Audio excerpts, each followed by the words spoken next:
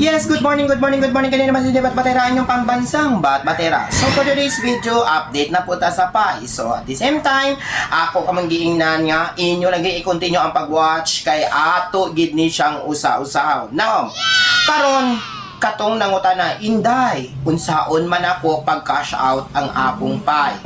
Okay. Simple, ang akong tubag, dapat approve ka sa KYC. So, ang KYC, that is the verification of your identity that you are not a human, that you are not a robot, you are a human. So, kuang ka na ng imo pa rin ana imong kuan, imong naong ana dito, makitap-kitap imong mata, pareha rin siyang GCash verification. At the same time, valid ID, national ID is acceptable gud siya sa PAI. Okay now. So, diri na taani. Nara siya. So, mauni siya ang account sa PAI. There is two account in PAI. This is the PAI browser.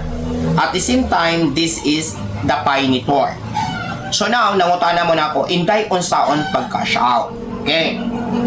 So, karon mo open ka sa PAI. Then, tudlo ko nimo ni siya. Then, tudlo ko nimo ang mining. So, karon tanawa. Before, since 2020, ang last balance is 1,050. That is 3 days ago. So, gi-convert ko to siya. During that time, sa pag-convert na ako, is nubo pa kaayo to. Nubo pa kayo to siya na-convert. Pero akong gi-convert in order to try out kung ma-convert mo siya. Pero pertig yung pagka-convert ha. Nubo lang kay pato. At that time, ato is nubo pa siya ang price. Dili lang, like karon nga, grabe ito siyang pagkataasa. So now, kung makita mo ni siya, the orange color, that is your unverified balance. So meaning to say, that is came from your 24 hours mining plus your referral. So now, ang kining orange, that is your transferable balance. Meaning to say, if there is a transferable balance, that is the time na pwede ka nang mag-migrate. So, pag once gani kanimong transferable balance, naakot 0.025